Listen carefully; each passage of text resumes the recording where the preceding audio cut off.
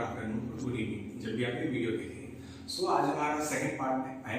हम पढ़ रहे थे इंट्राक्रेनियल प्रेशर। सो उसमें हम आगे फर्दर डिस्कस करेंगे क्या हमारा हाइड्रोसिफेरस होता है, किस तरह की एडिमा होती है हमारे पास, उसके बाद क्या फैक्टर्स है जो सेलुलर वेस्कुलेचर को अफेक्ट कर रहा है, ये सब हम आज पढ़ेंगे। एंड देन थर्ड पार्ट में हम फिर फर्दर पढ़ेंगे क्या मैनेजमेंट है, कैसे chemo regulation auto regulation work कर रही है आईसीपी को मेंटेन करने के लिए। So we will discuss it further.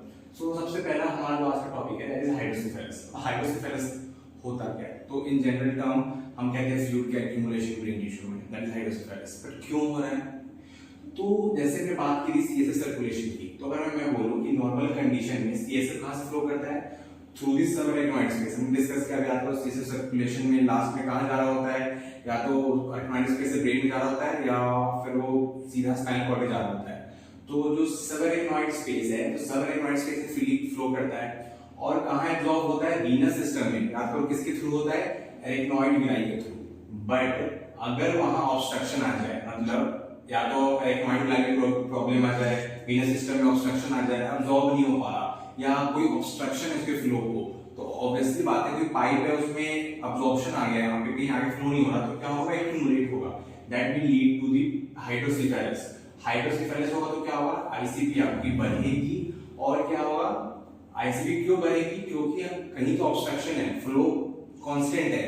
अब क्या हो रहा है? बढ़ते जा रहा है, बढ़ते जा रहा है, बढ़ते जा रहा है, एक्यूमुलेट हो रहा है, बट एब्जॉर्ब नहीं हो रहा, तो क्या होगा? हाइड्रोसिफेरस बढ़ता जाएगा और आईसीपी इंक्रीज होती जाएगी। अब देखो क्या होता है ना कि एक हद तक स्टार्टिंग में हम इसको हमारी बॉडी को कंपनसेट करती है। कैसे? जो एक्सपेंडिंग मास लीशन है, जो इंट्राक्रेनियल में जो मास बढ़ रहा है हाइड्रोसिफेरस का, फ्लूइड का, तो क्या होता है ना सीएसएफ जो एक्स्ट्रा जो भी उसका अमाउंट है हाइड्रोसिफेरस का, वाटर का, फ्लूइड का, उसको कहा लंबर थी का एक्सपेल कर देता है, ताकि मान के चलो कि हमारे पास दो घर है, एक घर में बहुत भीड़ हो रही है, तुम आधी पॉपुलेशन को अपने दूसरे घर में भेज देंगे, आप वहां रेस्ट कर दो। वैसे ही क्या करता है ब्रेन जो है वो सीएसएफ को एक्सपेंशन कर देता है। एक्सपेंड नंबर थी एक्सपेंडेबल है, तो नंबर थी का मैं थोड़ा भेज देता है कि भाई हम अपना खाली करके वहां भेज देता हूं, तो वहां भेजता है। तो इस तरह से स्टार्टिंग में मेंटेन करता है। ठीक है, तो यहां तक हमारा हाइड्रोसिफेरस था। हम इसको फर्दर डिटेल में बात करेंगे आगे। अब हमारा ब्रेन वाटर, इसको बोलते हैं एडिमा। तो कितने टाइप्स के? तो तीन तरह के हैं। तो वैसोजेनिक की, तो जो वैसोजेनिक में जो फ्लूइड होता है वो क्या होता है? प्रोटीन रिच फ्लूइड होता है, जो एक्यूमुलेट होता है। तो जो access fluid passes through the damaged vessel wall to the extracellular space, especially in the white matter। Simple सी बात है, अगर डैमेज वेसल है तो डैमेज वेसल से जो एक्स्ट्रा फ्लूइड जो पास हो रहा है एक्स्ट्रा सेलुलर स्पेस में एक्यूमुलेट हो रहा है, और जनरली व्हाइट मैटर में होता है, आपको ज्यादा मिलेगा ये, तो उस वाले केस में इसको बोलते हैं वैसोजेनिक एडिमा। ठीक है, वेसल्स के कारण हो रहा है, डैमेज वेसल के कारण। दूसरा है साइटोटॉक्सिक। नाम में ही है साइटोटॉक्सिक। क्या होता है? फ्लूइड एक्यूमुलेट करता है सेल्स के विद इन, जो सेल है उसके अंदर ही फ्लूइड एक्यूमुलेट हो रहा है, जैसे आपके न्यूरॉन सेल हो गया, ग्लाया हो गया, ठीक है, इंट्रासेलुलर स्पेसेस में होता है जनरली। जैसे एग्जांपल तो आपको टॉक्सिक मेटाबॉलिक स्टेट्स में आपको देखने को मिलेगा। The third is interstitial. इसमें क्या होता है? नाम में देखो इंटरस्टिशियल, बिटवीन द स्पेसेस। तो क्या हो रहा है कि ऑब्स्ट्रक्टिव सीएसएफ अगर डेवलप करता है, तो जो सीएसएफ है उसको हम कहां एक्स्ट्रा सेलुलर स्पेस में नंबर थीटा एक्सपेल करते हैं। स्पेशली कहां करते हैं? प्री वेंट्रिकुलर व्हाइट मैटर में। अब प्री वेंट्रिकुलर कौन सा एरिया है? जो ब्रेन के वेंट्रिकल्स के बीच का जो एरिया है ना, आपको मैं फिगर में दिखाऊंगा, आप फिगर देखो। ये जो वेंट्रिकल्स के बीच का जो एरिया है that is the pre ventricular spaces. ठीक है, पेरी वेंट्रिकुलर स्पेसेस। तो क्या होता है? सीएसएफ कहां जा रहा है? इन स्पेसेस में, जनरली पेरी वेंट्रिकुलर स्पेसेस में हम सीएसएफ को एक्सपेंड करते रहे, भेज दे रहे हैं, ताकि थोड़ा सा रिलीफ हो।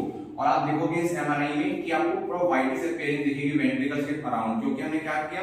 हमने जो भी सीएसएफ जमा हो रहा है उसको हमने कहां भेज दिया? पेरीवेंट्रिकुलर स्पेसेस में भेज दिया।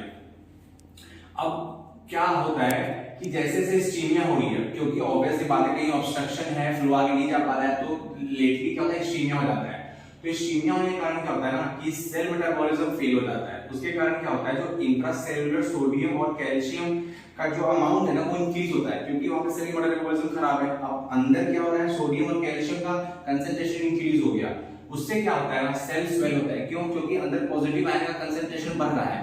तो अब सॉल्यूट अंदर हो गया तो वाटर रश करेगा अंदर, मतलब बाहर के स्पेसेस से अंदर आ जाएगा सारा वाटर और स्वेलिंग आ जाएगी। तो दैट इज साइटोटॉक्सिक एडिमा हो जाएगा। वहां पे हमने बात की थी साइटोटॉक्सिक ना, fluid accumulate within the cell, इस कारण से फ्लूइड एक्यूमुलेट करता है विद इन द सेल में। ठीक है, एंड कैपिलरी डैमेज अगर फॉलो रहा तो वैसोजेनिक एडिमा फर्दर हो सकता है। अब हम बात करते हैं next topic that is cerebral blood flow या cerebral blood volume. Cerebral blood flow क्या है? तो वो rate at which blood flow to the brain, simple बात ये है सेरेब्रल ब्लड फ्लो।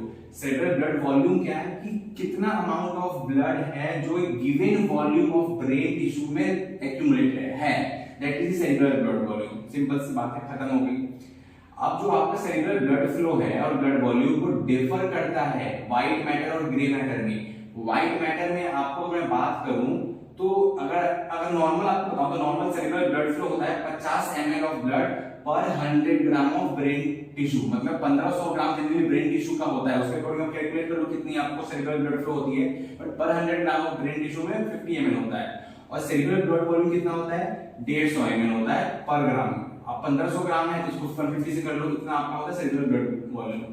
तो ये जो आपका सेरेब्रल ब्लड वॉल्यूम है वो व्हाइट मैटर और ग्रे मैटर वेरी करता है। व्हाइट मैटर में आपको देखने को मिलेगा 80 ml ऑफ पर 100 ग्राम ऑफ ब्रेन टिश्यू, वहीं ग्रे मैटर में सिर्फ 20 ml रहता है पर ग्राम ऑफ ब्रेन टिश्यू।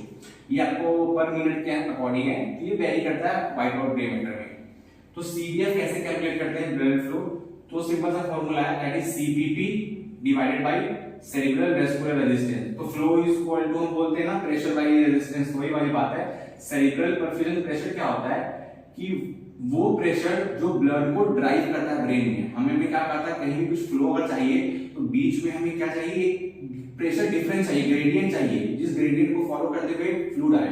तो सेरेब्रल परफ्यूजन प्रेशर कैसे निकालते हैं? सिस्टमिक बीपी जो है उसको आईसीपी से माइनस कर दो, तो आईसीपी माइनस कर दो, जो डिफरेंस आएगा दैट इज योर सीपीपी। ये वो प्रेशर है, डिफरेंस है जो ब्लड को ड्रॉ करता है ब्रेन में, divided by CBR that is cerebral vascular resistance. तो आपका सीबीएफ आ जाएगा। ये सिंपल से फॉर्मूला है।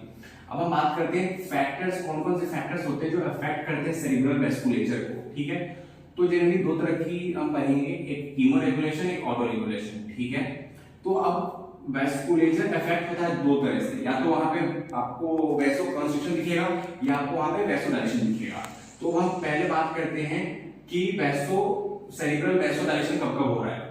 तो या तो आपकी partial pressure of CO2 increase हो जाए, PO2 ऑक्सीजन के पार्शियल प्रेशर डिक्रीज हो जाए, एक्स्ट्रा सेलुलर pH डिक्रीज मतलब मोर एसिडिक, और मेटाबॉलिक प्रोडक्ट्स बढ़ जाएं। तो इन केसेस में क्या होगा? कीमो रेगुलेशन ऑन होगा, एक्टिवेट होगा और सेरेब्रल वैसोडाइलेशन करवाएगा। ऑब्वियसली बात है, आप देखो CO2 बढ़ रहा है, O2 घट रहा है, एसिडिक हो रहा है, तो आप ब्लड को रश करना है तो वैसोडाइलेशन करवा देंगे हम।